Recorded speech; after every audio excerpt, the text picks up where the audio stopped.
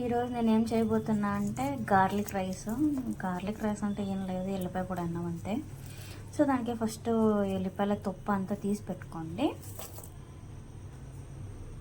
మీ ఇంట్లో రోలు ఉంటే రోళ్ళు ఇవన్నీ వేసుకొని దంచండి ఒకసారి అట్లా బాగా మెత్తగా.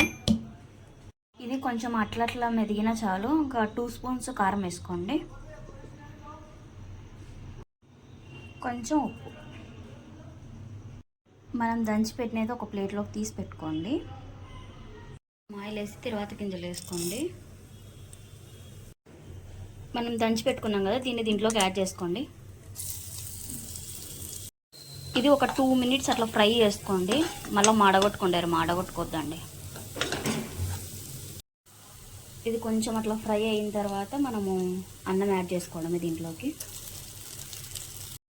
మీరు అన్నం కలిపిన తర్వాత మళ్ళీ ఒకసారి టేస్ట్ చూసి ఉప్పు సరిపోయిందో లేదో చూసుకోండి. మీకు అన్నీ తెలుస్తాయి, పర్లేదు, ఓకే. ఇంకా లాస్ట్లో కొత్తిమీర అట్లా గార్నిష్ చేసి ఇంకా తినండి. Okay, thank you, bye.